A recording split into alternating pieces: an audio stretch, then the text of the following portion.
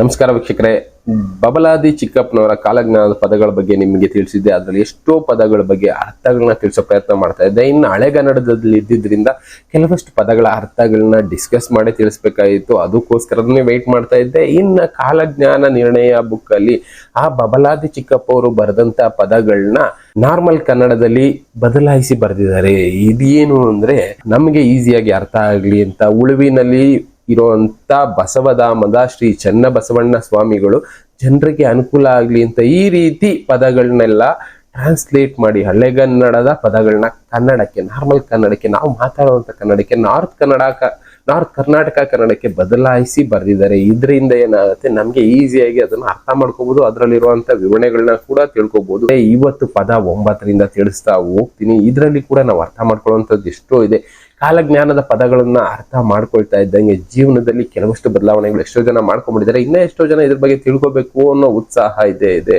ಜಾಸ್ತಿ ತಿಳ್ಕೊಬೇಕು ಅನ್ನೋರು ಈ ವಿಷಯಗಳನ್ನ ತಿಳ್ಕೊಳ್ತಾ ಹೋಗಿ ಇನ್ನ ತಿಳ್ಕೊಳ್ತಾ ಇದ್ದಷ್ಟು ಇನ್ನ ಜಾಸ್ತಿ ನಮಗೆ ವಿಷಯಗಳು ಅರಿವಾಗ್ತಾ ಇರುತ್ತೆ. ಇನ್ನ ಪದ 9ರಲ್ಲಿರುವಂತಹ ವಿಷಯಗಳನ್ನ ತಿಳಿಸ್ಕೊಡ್ತಾ ಹೋಗ್ತೀನಿ. ಇಲ್ಲಿ ನೋಡ್ತಾ ಹೋಗ್ಬೋದು, ನೀವು ಈಸಿಯಾಗಿ ಇದನ್ನ ಓದಬಹುದು.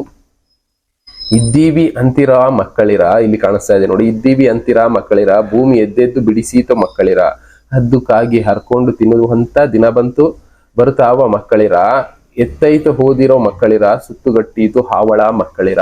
ಇಲ್ಲಿ ಹದ್ದು ಕಾಗೆಗಳು ಮನುಷ್ಯನ ಹರ್ಕೊಂಡು ತಿನ್ನುವಂತ ಬರುತ್ತೆ. ನೋಡ್ಬಿಟ್ಟಿದೀವಿ, ಕರೋನಾ ಬಂದಾಗ ಮನುಷ್ಯ ಸತ್ತಗಳು ಯಾರು ಕೂಡ ಮುಟ್ಟದೆ ಹರ್ಕೊಂಡು ತಿಂತಾ ಇದನ್ನ. ಅಂತ ದಿನಗಳು ಇನ್ನ ಜಾಸ್ತಿ ಆಗ್ತಾ ಹೋಗುತ್ತೆ. ಎಲ್ಲಿಗೆ ಅಂತ ಓಡೋಗ್ತೀರಾ, ಎಲ್ಲಿ ಓಡೋದ್ರು ಸಾವು ಅನ್ನೋದನ್ನ ನಿಮ್ಮ ಸುತ್ತುಗಟ್ಟುತ್ತೆ ಅಂತಾನೆ ತಿಳಿಸ್ತಾ ಇದ್ದಾರೆ. ಯಾವಲ್ಲಿ ಓದಿರೋ ಮಕ್ಕಳಿರ, ಅಲ್ಲಿ ಹಾವಳಿ ಬಂದಿತೋ ಮಕ್ಕಳಿರ, ಸಾವಿರಗಾವುದ ಹಾದಿಯ ಓದರು ಸಾವೆಂದು ತಪ್ಪದು ಮಕ್ಕಳಿರ. ಇಲ್ಲಿ ನಾವ್ ಎಷ್ಟೇ ದೂರ ಓಡೋದ್ರು ಸಾವು ಅನ್ನೋದು ತಪ್ಪೋದಿಲ್ಲ ಅಂತಾನೆ ಬಿಡಿಸಿ ಹೇಳ್ತಾ ಇದ್ದಾರೆ. ನೆತ್ತರ ಕಾವಲಿ ಹರಿದಾಗ ಮರ್ತ್ಯಕ್ಕೆ ಸತ್ಯವಂತರು ಬರುತ್ತಾರೆ ಮಕ್ಕಳಿರ, ರೊಕ್ಕವ ಗಳಿಸಿರೋ ಮಕ್ಕಳಿರ, ನೀವು ದಿಕ್ಕಪಾಲಾದಿರೋ ಮಕ್ಕಳಿರ, ರೊಕ್ಕದ ಕೊಡಗಳು ಎತ್ತಿ ಕೊಡುವಾಗ ಬಿಕ್ಕಿ ಬಿಕ್ಕಿ ಹತ್ತಿರೋ ಮಕ್ಕಳಿರ. ಎಷ್ಟು ಅರ್ಥಪೂರ್ಣವಾಗಿ ಹೇಳಿದ್ದಾರೆ ನೋಡಿ. ಇಲ್ಲಿ ರಕ್ತದ ಕೋಡಿ ಅನ್ನೋದು ಅರ್ಧಾಗ ಸತ್ಯವಂತರು ಬರ್ತಾರೆ ಭೂಮಿ ಮೇಲಕ್ಕೆ ಅಂತ ತಿಳಿಸ್ತಾ ಇದ್ದಾರೆ. ಅಂದ್ರೆ ಶರಣರು ಬರ್ತಾರೆ. ರಕ್ತದ ಕೋಡಿ ಅನ್ನೋದು ಅದಕ್ಕಿಂತ ಮುಂಚೆ ಅರಿಯುತ್ತೆ ಅಂತ ಹೇಳ್ತಾ ಇದ್ದಾರೆ. ಯಾವ್ದಾದ್ರು ರೂಪದಲ್ಲಿ ರಕ್ತದ ಕೋಡಿ ಅನ್ನೋದು ಅರಿಬಹುದು. ಇನ್ನ ರೊಕ್ಕನ ಗಳಿಸ್ತಾ ಇದ್ದೀರಾ ಅಂದ್ರೆ ದುಡ್ಡನ್ನ ಸಂಪಾದನೆ ಮಾಡ್ತಾ ಇದ್ದೀರಾ, ಆದ್ರೂ ಕೂಡ ಕೊನೆಗೆ ಆ ದುಡ್ಡು ನಿಮ್ಮನ್ನ ಕಾಪಾಡೋದಿಲ್ಲ, ದಿಕ್ಕಾಪಾಲಾಗಿ ಓಡುವಂತ ಕಾಲ ಬರುತ್ತೆ ಅಂತ ಇದ್ರು. ಈಗ ಆಲ್ರೆಡಿ ದುಬೈಯಲ್ಲೆಲ್ಲ ನೋಡ್ಬಿಟ್ವಿ, ವಿಪರೀತ ಮಳೆ ಬಂದು ಎಷ್ಟೇ ದುಡ್ಡು ಇದ್ರೂ ಕೂಡ ಪ್ರಕೃತಿ ಮುಂದೆ ಶೂನ್ಯ ಅನ್ನೋದನ್ನ ತಿಳ್ಕೊಂಡ್ಬಿಡ್ಬೇಕು. ಪ್ರಕೃತಿ ಆಟ ಆಡ್ಸೋದಕ್ಕೆ ಶುರು ಮಾಡಿದ್ರೆ ಯಾರು ಕೂಡ ಬದುಕೋದಕ್ಕಾಗೋದಿಲ್ಲ. ದುಡ್ಡು ಅವಾಗ ಸಪೋರ್ಟ್ಗೆ ಬರೋದಿಲ್ಲ. ರೊಕ್ಕದ ಕೊಡಗಳು ಎತ್ತೆತ್ತಿ ಕೊಡುವಾಗ ಅಂದ್ರೆ ರೊಕ್ಕ ತುಂಬಿದ ಬಿಂದಿಗೆಗಳು ಎತ್ತೆತ್ತಿ ಕೊಡುವಾಗ ಬಿಕ್ಕಿ ಬಿಕ್ಕಿ ಎಳತೀರಾ ನೀವು ಅಂತ ಕಾಲ ಎಷ್ಟೋ ಜನ ಬಂದ್ಬಿಟ್ಟಿದೆ. ಎಷ್ಟೇ ದುಡ್ಡಿದ್ರು ಅದೇ ಹೇಳದ್ನೆಲ್ಲ ಕಾಪಾಡ್ಕೊಳ್ಳೋದಕ್ಕಾಗೋದಿಲ್ಲ. ಕಾಯಿಲೆಗಳು ಕೂಡ ಅದೇ ತರ ಕಾಡ್ತವೆ. ಕೋಪಾಗಿ ತಿರುಗಿರೋ ಮಕ್ಕಳಿರ, ಮುಂದೆ ಪಾಪಾವು ಹೆಚ್ಚಿತೋ ಮಕ್ಕಳಿರ, ದ್ವಾಪರವೆಲ್ಲವೂ ತಿರುಗಿ ಬಂದಾರು ವ್ಯಾಪಾರ ಹೊಂದಾರು ಮಕ್ಕಳಿರ. ಇಲ್ಲಿ ನೋಡ್ಬೋದು, ಕೋಪವಾಗಿ ಇರುವಂತ ಮನುಷ್ಯರು ಯಾವ ತರ ಇರ್ತಾರೆ, ಅವ್ರಿಗೆ ಪಾಪ ಜಾಸ್ತಿ ಆಗ್ತಾ ಹೋಗುತ್ತೆ. ಆದಷ್ಟು ಕೋಪನ ಕಡಿಮೆ ಮಾಡ್ಕೊಳ್ಳಿ. ಇನ್ನು ದ್ವಾಪರ ತಿರುಗಿ ಬಂದ್ರು, ದ್ವಾಪರ ಕಾಲದಲ್ಲಿ ಇದ್ದಂತ ಧರ್ಮ ಅದು ಇದು ಎಲ್ಲ ತಿರುಗಿ ಬಂದ್ರು ನಮ್ಮ ವ್ಯಾಪಾರಗಳು ಅದಕ್ಕೆ ಸಮನಾಗೋದಕ್ಕೆ ಸಾಧ್ಯ ಆಗೋದಿಲ್ಲ. ಆಶೇವ ಮಾಡಿರೋ ಮಕ್ಕಳಿರ, ನಾಳೆ ಪಾಪಕ್ಕೆ ಬಿದ್ದಿರೋ ಮಕ್ಕಳಿರ, ಆಸೆ ಪಟ್ರೆ ಪಾಪಕ್ಕೆ ಬೀಳ್ತೀರಾ. ಎಷ್ಟು ಬೇಕೋ ಅಷ್ಟು ನೋಡಿ ಸಾಕು. ಬದುಕೋದಕ್ಕೆ ಏನ್ ಬೇಕೋ ಅಂತ ವ್ಯವಸ್ಥೆಗಳನ್ನ ಮಾಡ್ಕೊಳ್ಳಿ. ಆಸೆ ಪಡಿ, ಆದ್ರೆ ದುರಾಸೆ ಒಳ್ಳೇದಲ್ಲ. ಈಶನೊಳು ಉಳುವಿಯ ಶರಣರು ಬರುವಾಗ ಘಾಸಿಯಾಗಿ ಓದಿರೋ ಮಕ್ಕಳಿರ. ಕೆಲವೊಂದು ವರ್ಡ್ಗಳು ಈಗಲೂ ಕೂಡ ನನಗೆ ಹೇಳೋದು ಸ್ವಲ್ಪ ಭಯ ಆಗುತ್ತೆ. ಯಾಕೆಂದ್ರೆ ತಪ್ಪಾದ್ರೆ ಜನಕ್ಕೆ ಬೇಜಾರಾಗುತ್ತೆ ಅಂತ ನಾನು ಕೆಲವೊಬ್ಬರ ಹತ್ರ ಮಾತಾಡಿ ಈ ವಿಷಯಗಳನ್ನ ತಿಳಿಸೋ ಪ್ರಯತ್ನ ಮಾಡ್ತಾ ಇರ್ತೀನಿ. ನಂದಿನಿ ಅನ್ನೋರೊಬ್ರು ಶಿವಮೊಗ್ಗದಿಂದ ಈ ವಿಷಯಗಳನ್ನ ತಿಳ್ಕೊಂಡು ಅವರು ಕೂಡ ಫೋನ್ ಮಾಡಿ ಕೆಲವಷ್ಟು ಕರೆಕ್ಷನ್ ಮಾಡೋ ಕೆಲಸ ಮಾಡಿದ್ರೆ, ಕರೆಕ್ಷನ್ ಮಾಡ್ತಾ ಇದ್ರೆ ನಾನು ತಿಳ್ಕೊಳ್ತಾ ಇರ್ತೀನಿ, ತಿಳಿಸ್ತಾ ಇರ್ತೀನಿ. ಥ್ಯಾಂಕ್ ಯು ಫಾರ್ ನನ್ನ ಕರೆಕ್ಷನ್ ಮಾಡೋದಕ್ಕೆ. ಯಾಕೆಂದ್ರೆ ನಾನೇನು ಪರ್ಫೆಕ್ಟ್ ಅಂತ ಹೇಳ್ಕೊಳ್ಳೋದಕ್ಕಾಗೋದಿಲ್ಲ. ನಾವು ತಪ್ಪುಗಳನ್ನ ಮಾಡ್ತಾ ಇರ್ತೀವಿ. ಓದುತ್ತಾ ತಿಳ್ಕೊಳ್ತಾ ಮುಂದೆ ಹೋಗ್ತಾ ಇರ್ತೀವಿ. ತಿಳಿಸೋರು ಯಾರಾದ್ರೂ ಆಗಿರ್ಬೋದು, ಒಳ್ಳೆ ವಿಷಯ ಆದ್ರೆ ತಿಳ್ಕೊಳ್ಳೋದಕ್ಕೆ ನಾವು ರೆಡಿ ಆಗಿರ್ತೀವಿ. ಈಶನೊಳು ಉಳುವಿಯು ಶರಣರಿಗೂ ಬರುವಾಗ ಘಾಸಿಯಾಗಿ ಓದಿರೋ ಮಕ್ಕಳಿರ. ಇಲ್ಲಿ ಶರಣರಿಗೂ ಉಳುವಿಗೆ ಬರುವಾಗ ಎಲ್ಲರೂ ಭಯಭೀತರಾಗ್ತಾರೆ ಅನ್ನೋ ರೀತಿಯಲ್ಲಿ ಹೇಳಿದ್ದಾರೆ. ಚಂದಾನ ಉಳುವಿಯು ಶರಣರು ಬರುವಾಗ ಬಂಧನ ಗನಗನ ಮಕ್ಕಳಿರ. ಉಳುವಿಗೆ ಶರಣರು ಬರುವಾಗ ಜನರಿಗೆ ಬಂಧನದ ಭೀತಿ ಅನ್ನೋದು ಘನವಾಗಿ ಕಾಡುತ್ತೆ. ಮನೆಯೊಳಗೆ ಇರುವಂತ ಪರಿಸ್ಥಿತಿಗಳು ಬರ್ಬೋದು. ಬಂಧನದ ಭೀತಿ ಅಂದ್ರೆ ಯಾವ ರೀತಿ ಬಂಧನಗಳು ಬರುತ್ತೆ ಗೊತ್ತಿಲ್ಲ. ಈ ಕರೋನಾ ಟೈಮ್ನಲ್ಲಿ ಮನೆ ಒಳಗೆ ಲಾಕ್ ಆಗಿದ್ವಿ, ಎಲ್ಲಿದ್ವು ಅಲ್ಲಲ್ಲೇ ಲಾಕ್ ಆಗಿದ್ವಲ್ಲ, ಆ ತರ ಪರಿಸ್ಥಿತಿಗಳು ಬರಬಹುದು.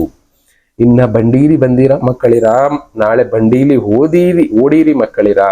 ಅಂದ್ರೆ ಬಂಡಿಗಳಲ್ಲಿ ಈಗ ಎಷ್ಟು ನಾವು ಓಡಾಡ್ತಾ ಇರೋ ಗಾಡಿಗಳಲ್ಲೆಲ್ಲ ಓಡಾಡ್ತಾ ಇದ್ದೀವಿ, ಅದೇ ಬಂಡಿನಲ್ಲಿ ಓಡೋಗುವಂತ ಕಾಲ ಬರುತ್ತೆ. ದಂಡನಾಯಕ ಚೆನ್ನಬಸವಣ್ಣ ಬರುವಾಗ ಬಂಡಾಗಿ ಓದಿರೋ ಮಕ್ಕಳಿರ, 11 ವಚನಕ್ಕೂ ಮಕ್ಕಳಿರ. ತಂದಿ ಚೆನ್ನಣ್ಣ ಬರುತ್ತಾನ ಮಕ್ಕಳಿರ, ಪನ್ನಂಗ ದರತ ವರವೀಯವ ಲೋಕೇಶ ವಾಕ್ಯವು ಮಕ್ಕಳಿರ. ಇಲ್ಲಿ ದಂಡನಾಯಕ ಚೆನ್ನ ಬಸವಣ್ಣ ಬರುವಾಗ ಬಂಡಾಗಿ ಹೋಗ್ತೀರಾ. ಎಷ್ಟೋ ಜನ ಹಾಳಾಗಿ ಹೋಗ್ತಾರೆ, ಬದುಕುವಂತ ವ್ಯವಸ್ಥೆಗಳು ಬದಲಾಗ್ತವೆ ಅಂತ ಇವ್ರ ವಚನಗಳಲ್ಲಿ ಅಂದ್ರೆ ಪದಗಳಲ್ಲಿ ತಿಳಿಸ್ತಾ ಹೋಗಿದರೆ ಬಬಲಾದಿ ಚಿಕ್ಕಪ್ಪನವರು ಅವರ ಕಾಲಜ್ಞಾನದ ಪದಗಳಲ್ಲಿ. ಇನ್ನ ಪದ 10ರಲ್ಲಿ ಬಬಲಾದಿ ಚಿಕ್ಕಪ್ಪ ತಿಳಿಸ್ತಾರೆ, ಶಿವರಾಮನೆಂಬುವ 4 ಅಕ್ಷರದ ನಾಮ ನೆನೆಯಬೇಕಣ್ಣ, ನಂಬಿದ ಭಕ್ತರು ಸಾಧಿಸಿ ಬರುತ್ತಾರೆ ಪುನಃ ಹಿಡಿಯಬೇಕಣ್ಣ. ಇಲ್ಲಿ ಶಿವ ಮತ್ತೆ ರಾಮನ ನಾಮ ಜಪ ಮಾಡಿ, ಇದರಿಂದ ನಿಮ್ಮ ಕಷ್ಟಗಳು ಪರಿಹಾರ ಆಗುತ್ತೆ. ಮುಂದಿನ ದಿನಗಳಲ್ಲಿ ನಿಮ್ಮನ್ನ ಕೈ ಹಿಡಿಯೋರು ಯಾರೋ ಒಬ್ರು ಇದ್ದೇ ಇರ್ತಾರೆ ಅಂತ ತಿಳಿಸ್ತಾ ಇದ್ದಾರೆ. ಸಿದ್ಧಾಟಕ್ಕೆ ಹೇಳುವುದೆಲ್ಲ ಸಾಧಿಸಿ ನೀವು ತಿಳಿರಣ್ಣ, ವೇದಾಚಾರಿ ಸಾಧು ಸಂತರು ಬಲ್ಲರು ವಾದಿಯ ಮಾರ್ಗವನ್ನು, ಇವನನ್ನು ಮೇದಿನಿಯೋ ಕೃಷ್ಣವೇಣಿಯೋ ಬಳಿಗೆ ಬಂದ ಬಗೆಯು ತಿಳಿಯರಣ್ಣ. ಇಲ್ಲಿ ಮೇದಿನಿ ಅಂದ್ರೆ ಭೂಮಿ ಮೇಲೆ ಕೃಷ್ಣವೇಣಿ ಬರುವಾಗ ಏನೇನಾಗತ್ತೆ, ಸಂತರು ಮಾತ್ರ ಇದನ್ನೆಲ್ಲ ಬಲ್ಲರು, ಎಲ್ಲರೂ ಕೂಡ ಈ ವಿಷಯಗಳನ್ನ ತಿಳ್ಕೊಳ್ಳೋದಕ್ಕಾಗೋದಿಲ್ಲ ಅಂತ ಇವರು ತಿಳಿಸ್ತಾ ಇದ್ದಾರೆ. ಇದು ನರರಿಗೆ ನರಕಾಂತೆ ಅಂತ ತೊಟ್ಟಿರು, ನರರಿಗೆ ಪರಿಭವ ತಿಳಿರಣ್ಣ, ಮರುಳ ಶಂಕರ ಕೀಲದ ದರೆಯೋಳು ಕಳ್ಳ ಮುತ್ತಿಗೆಯೋ ಮಾಡುವನಣ್ಣ. ಇಲ್ಲಿ ನರರಿಗೆ ನರಕಾಂತೆಯ ತೊಟ್ಟಿರು, ನರಕನ ಯಾವ ರೀತಿ ಇರುತ್ತೆ ತೋರಿಸ್ತಾರೆ. ಪರಿಭವ ತಿಳಿರಣ್ಣ, ನರರು ಬದಲಾಗೋ ಪ್ರಯತ್ನ ಮಾಡಿ. ಶಂಕರ ಕೀಲದ ದೊರೆಯೋಳು, ಮರುಳ ಶಂಕರ ಕೀಲದ ದೊರೆಯೋಳು ಅಂದ್ರೆ ಈ ಭೂಮಿನಲ್ಲಿ ಜನರು ಯಾವ ರೀತಿ ಬದುಕ್ತಾ ಇದ್ದೀರಾ, ಇದು ಸರಿನಾ ಯೋಚನೆ ಮಾಡಿ ಒಳ್ಳೆ ದಾರಿಗಳನ್ನ ಹುಡುಕೊಳ್ಳಿ. ಕಳ್ಳ ಮುತ್ತಿಗೆ ಮಾಡುವರಣ್ಣ, ಕಳ್ಳರು ನಾವೇನೇ ಮಾಡಿದ್ರು ಯಾವ್ದಾವ್ದು ರೀತಿ ಕಳ್ಳರು ಬೇಕಾದ್ರೂ ಬರ್ಬೋದು, ಕಳ್ಳ ಮುತ್ತಿಗೆನ ಮಾಡ್ತಾನೆ ಅಂತ ಇವರು ಪದಗಳಲ್ಲಿ ತಿಳಿಸ್ತಾ ಹೋಗಿದ್ದಾರೆ. ನರರೆಂದು ಜರಿದ ಪರವದಿಗಳಿಗೆ ಬಾಯಲ್ಲಿ ಬಾಲೂಳ ಬೀಳುತ್ತಾವಣ್ಣ, ಹಿಂದಕ್ಕೆ 10 ಮುಂದಕ್ಕೆ 11 ಅಂಬುಲೆಕ್ಕು ತಂದಿಹರಣ್ಣ, ದುಂಡಕರ ಈ ಕತ್ತಲದೊಳಗೆ ತಂದೆ ಬಲಿಗೆ ಹಾಕಿರಣ್ಣ, ಕಂದ ಗೊರಳಿನ ಶರಣಗೂಡಿ ಹೊಂದಿ ನಿಂದೆ ಭಾವ ಬಿಡರಣ್ಣ. ಇಲ್ಲಿ ನರರು ಅಂತ ಬೈದು ಮಾತಾಡ್ತಾ ಇರ್ತಾರಲ್ಲ ಕೆಲವೊಬ್ರು ಶರಣರು ಸಂತರನ್ನ, ಅಂತವರ ಬಾಯಿಗೆ ಏನೇನೋ ಬೀಳುತ್ತೆ ಅಂತ ಹೇಳ್ತಾ ಇದ್ದಾರೆ. ನೋಡ್ಬೇಕು ಅಂತದ್ದೆಲ್ಲ ಏನೇನ್ ನಡೆಯುತ್ತೆ ಅಂತ. ಹಿಂದಕ್ಕೆ 10 ಮುಂದಕ್ಕೆ 11 ಈ ಪದದ ಅರ್ಥ ತುಂಬಾ ಸಲ ನೋಡ್ಬಿಟ್ಟಿದ್ದೀನಿ. ಹಿಂದೆ 10 ಅವತಾರಗಳ ಬಗ್ಗೆ ತಿಳಿಸಿದ್ದಾರೆ, ಪ್ಲಸ್ ಮುಂದೆ ಇನ್ನೊಂದು 10ನೇ ಅವತಾರ ಬಿಟ್ಟು ಇನ್ನೊಂದು ಅವತಾರದಲ್ಲಿ ನಮ್ಮನ್ನ ಕಾಯುವಂತವ್ರು ಒಬ್ರು ಬರ್ತಾರೆ ಅನ್ನೋದು ಕೆಲವೊಬ್ರು ಜ್ಞಾನಿಗಳ ಮಾತು. ಉತ್ತರ ಪ್ರದೇಶದ ಹೊಲೆದ್ದು ಬರುತ್ತದೆ ನೀವು ತಿಳಿರಣ್ಣ, ಕತ್ತಲು ಬಿದ್ದೀತು ಮಾತ್ರ ಪಾಮರರಿಗೆ ಸತ್ತು ಓದಿರಣ್ಣ. ಉತ್ತರ ಪ್ರದೇಶ ಅಂದ್ರೆ ನಮ್ಮ ಭೂಭಾಗ, ಭಾರತದ ಭೂಭಾಗದಿಂದ ಉತ್ತರ ಭಾಗಕ್ಕೆ ತಿಳಿಸಿದ್ದಾರೆ. ಆ ಕಡೆ ಹೊಲೆದ್ದು ಬರುತ್ತದೆ, ಅಲ್ಲಿಂದ ಜನ ವಲಸೆ ಬರ್ತಾರೆ ತುಂಬಾ ಜನ, ಆ ಟೈಮ್ಗೆ ಕಾಯಿರಿ ಅಂತ ತಿಳಿಸಿದ್ದಾರೆ. ಭಾರಿ ಭಾರತದ ಬಗ್ಗೆನೇ ತಿಳಿಸಿದಾರ ಅಂತ ಅಲ್ಲ, ಬೇರೆ ಬೇರೆ ಭೂಭಾಗದ ಬಗ್ಗೆನೂ ತಿಳಿಸಿದ್ದಾರೆ. 4 ದಿಕ್ಕಿನಲ್ಲಿ ಭೂಮಿಗೆ ಇಂಪ್ಯಾಕ್ಟ್ ಆಗುತ್ತೆ ಅಂತ. ಆದ್ರೆ ಇವ್ರು ಹೆಚ್ಚಾಗಿ ನಮ್ಮ ಭಾರತದ ಬಗ್ಗೆ ತಿಳಿಸ್ತಾ ಹೋಗಿದ್ದಾರೆ. ಇನ್ನ ಬೇರೆ ಬೇರೆ ಭೂಭಾಗಗಳನ್ನ ಅಲ್ಲಿರೋ ಅಂತ ಜ್ಞಾನಿಗಳು ತಿಳಿಸೋ ಪ್ರಯತ್ನ ಮಾಡಿದ್ದಾರೆ. ಅದ್ರ ಜೊತೆಗೆ ಇವರು ಕೂಡ ಎಷ್ಟೋ ವಚನಗಳಲ್ಲಿ ಭೂಮಿ ಪೂರ್ತಿ ಆಗುವಂತ ಬದಲಾವಣೆಗಳು ವಿನಾಶಗಳ ಬಗ್ಗೆ ತಿಳಿಸಿದ್ದಾರೆ. ಆದ್ರೆ ನಮ್ಮ ಭಾರತಕ್ಕೆ ಏನ್ ಬೇಕು, ನಾವು ಮಾತಾಡ್ತಾ ಇರೋ ಕನ್ನಡ ಭಾಷೆಗೆ ಏನ್ ಬೇಕು ಅಂತದನ್ನ ಮಾತ್ರ ನಾವು ತಿಳಿಸುವಂತ ಪ್ರಯತ್ನ ಮಾಡ್ತಾ ಇದೀವಿ. ಇನ್ನೂ ಎಷ್ಟೋ ಪದಗಳಲ್ಲಿ ಭೂಮಿ ಪೂರ್ತಿ ವಿನಾಶಗಳು ನಡೀತವೆ, ಅಲ್ಲಿ ಆಗುವಂತ ಬದಲಾವಣೆಗಳಿಗೆ ಕಾಯ್ತಾ ಇರಿ ಅಂತಾನೆ ತಿಳಿಸಿರೋದು. ಸತ್ಯವಂತ ನಿಜ ಧರ್ಮರು ಉಳಿದಾರು, ಕೂನದ ಬೀಜಣ್ಣ, ಗಂಡು ಕುಲಕರ್ಣಿ ಶಾನಭಾವರು ದೇಶ ಯಾರು ಲಾಲಿಸಿ ತಿಳಿರಣ್ಣ. ಇಲ್ಲಿ ಸತ್ಯವಂತರು ಉಳಿತಾರೆ, ನಿಜವಾದ ಭಕ್ತರು ಧರ್ಮ ಫಾಲೋ ಮಾಡೋರು ಉಳಿತಾರೆ, ಇನ್ನು ಉಳಿದವರೆಲ್ಲ ಅಧರ್ಮಿಗಳು ಬಲಿಯಾಗ್ತಾರೆ ಅಂತ ತಿಳಿಸೋ ಪ್ರಯತ್ನ ಮಾಡಿದ್ದಾರೆ. ಭಾವಾದಿ ಬಬಲಾದಿ ಹಿರಿಹೊಳಿ ದಂಡಿಲಿ ಹಿರಿಯ ಮಠದ ಸದಾಶಿವನಣ್ಣ, ದೇವರ ದೇವ ಸಾರವಾಡದೀಶ್ವರ ತರುಳ ಚಿಕ್ಕನ ನೋಡಿ ತಿಳಿರಣ್ಣ. ಇಲ್ಲಿ ದೇವರ ದೇವ ಸಾರವಾಡದೀಶ್ವರ, ಈಶ್ವರನ ಸ್ವರೂಪದಲ್ಲಿರುವಂತ ಚಿಕ್ಕನ ನೋಡಿ ಅರ್ಥ ಮಾಡ್ಕೊಳ್ಳಿ ಅಂತ ತಿಳಿಸೋ ಪ್ರಯತ್ನ ಮಾಡಿದ್ದಾರೆ. ಇನ್ನ ಅವರ ಪ್ರಯತ್ನಗಳಲ್ಲಿ ಅವ್ರು ತಿಳಿಸೋ ಪ್ರಯತ್ನ ಮಾಡ್ತಾ ಇರ್ತಾರೆ, ನಾವು ಕೂಡ ನಿಮಗ್ ತಿಳಿಸೋ ಪ್ರಯತ್ನ ಮಾಡ್ತಾ ಇರ್ತೀವಿ. ಅರ್ಥ ಮಾಡ್ಕೊಳ್ಳೋದು ಬಿಡೋದು ನಿಮಗ್ ಬಿಟ್ಟಿದ್ದು. ಇನ್ನ ಮುಂದಿನ ಪದ 11ರಲ್ಲಿ ಅವ್ರು ತಿಳಿಸ್ತಾರೆ, ಭಜನೆ ಮಾಡುತ್ತಾ ಹಿರಿರಣ್ಣ, ಮಜಿಭೂಪ ಬರುವ ಚನ್ನ ಬಸವಣ್ಣ, ಸುಜನ ಸದ್ಭಕ್ತರ ಕಂಡಿರಿ ಚರಣ, ಗಜಿಬಿಜಿ ಜನರಿಗೆ ಬಂತು ದುರ್ಮರಣ. ಇಲ್ಲಿ ಗಜಿಬಿಜಿ ಜನರಿಗೆ ಅಂದ್ರೆ ಎಲ್ಲಾ ಬಿಟ್ಟು ದುಡಿಯೋದಕ್ಕೆ ಕಷ್ಟಪಟ್ಟು ಒದ್ದಾಡ್ತಾ ಇರ್ತಾರಲ್ಲ, ಎಷ್ಟು ದುಡಿದ್ರು ಕೊನೆಗೆ ಏನ್ ಬೇಕು ಅಂತ ಯೋಚನೆ ಮಾಡಿ, ಸಮಾಜಕ್ಕೋಸ್ಕರ ಸ್ವಲ್ಪನಾದ್ರೂ ಎತ್ತಿಡಿ ಅಂತ ಜನರಿಗೆ ಉಳಿಗಾಲ ಇರುತ್ತೆ. ಇನ್ನ ಭಜನೆ ಮಾಡಿ, ಯಾವ್ದ್ರ ಭಜನೆ ಮಾಡಬೇಕು? ಸುಳ್ಳನ್ನ ಬಿಟ್ಟು ಸತ್ಯನ ಭಜನೆ ಮಾಡಿ ಅಂತ ತಿಳಿಸೋ ಪ್ರಯತ್ನ ಇಲ್ಲಿ. ದಶದಿಕ್ಕು ತುಂಬಿ ಬರುವುದು ದಂಡಹಾದಿ ಹಾಸನ ಮಡಿಕೋರಿ ತಿಳಿಕೊಂಡು ಹುಸಿಯಲ್ಲ ಈ ಮಾತು ಮನಗಂಡ ಮಾಯಿಗೆ ಆಶೆ ಮಾಡದ ತಪ್ಪಿಸಿಕೊಂಡೆ. ಇಲ್ಲಿ 10 ದಿಕ್ಕುಗಳಿಂದ ತೊಂದರೆಗಳು ಅನ್ನೋದು ಬರುತ್ತೆ. ಎಲ್ಲಿದೆ 10 ದಿಕ್ಕು? ನಮಗ್ ಗೊತ್ತಿರೋದು 8 ದಿಕ್ಕು ಅಂತ ಹೇಳ್ಬೋದು. ಅದನ್ನ ಬಿಟ್ಟು 2 ದಿಕ್ಕು ಇದೆ. ಅಂದ್ರೆ ನಾವು ಇರುವಂತ ಭೂಮಿನ ಆ ರೀತಿ ಡಿವೈಡ್ ಮಾಡಿದ್ದಾರೆ, ದಶ ದಿಕ್ಕುಗಳು ಅಂತ. ಅದಕ್ಕೆ ಆಗಿನ ಕಾಲದಲ್ಲೇ ಬರೆದಿದ್ರು. ಈಗಿರುವಂತ 8 ದಿಕ್ಕುಗಳು ಬಿಟ್ಟು ಇನ್ನ 2 ದಿಕ್ಕುಗಳಿದೆ. ಅದನ್ನ ನೀವು ಬೇಕಾದ್ರೆ ಗೂಗಲ್ ಅಲ್ಲಿ ಸರ್ಚ್ ಮಾಡಿದ್ರೆ ಗೊತ್ತಾಗುತ್ತೆ ದಶ ದಿಕ್ಕುಗಳು ಯಾವ್ದಾವ್ದು ಅಂತ. ಇನ್ನ ಮುಂದೆ ನಡೆನುಡಿ ತಪ್ಪು ಹುಡುಕುತ್ತಾ ಬರುವ, ಶಿಕ್ಷೆ ಮಾಡೆಂದ ಯಮಗ ಅಪ್ಪಣೆಯ ಕೊಡುವ, ದೃಢ ಭಕ್ತರ ಕೈ ಹಿಡಿದಿರುವ, ತನ್ನ ಒಡಲೊಳಗಿಟ್ಟು ಮುಕ್ತಿಯ ಕೊಡುವ. ಇಲ್ಲಿ ನೋಡ್ಬೋದು ನಡೆ ನುಡಿ ಎಲ್ಲಾನು ಅಬ್ಸರ್ವ್ ಮಾಡ್ತಾ ಬರ್ತಾನೆ. ಇದನ್ನ ನಾವು ಕೆಲವಷ್ಟು ಪ್ರೋಗ್ರಾಮ್ಗಳಲ್ಲಿ ನಿಮಗೆ ತಿಳಿಸಿದ್ದೀವಿ ಆಲ್ರೆಡಿ. ಸತೀಶ್ ಸರ್ ಅವರು ತಿಳಿಸಿದ್ದಾರೆ. ಸೆಲೆಸ್ಟಲ್ ಐ ಅನ್ನೋದು ಆಕಾಶಿಕ್ ರೆಕಾರ್ಡ್ ಅನ್ನೋದು ನಾವೇನ್ ಮಾಡ್ತಾ ಇರ್ತೀವಿ ಎಲ್ಲಾನು ರೆಕಾರ್ಡ್ ಆಗ್ತಾ ಇರುತ್ತೆ. ಅದು ಪಾಪ ಪುಣ್ಯ ಈ ತರ ಎಲ್ಲಾನು ರೆಕಾರ್ಡ್ ಮಾಡ್ತಾ ಇರುತ್ತೆ. ಯಾವ್ದಕ್ಕೆ ಏನು ಶಿಕ್ಷೆ ಕೊಡ್ಬೇಕು ಅನ್ನೋದನ್ನ ಅಲ್ಲೇ ಡಿವೈಡ್ ಮಾಡಿ ಇಡ್ತಾ ಇರುತ್ತೆ.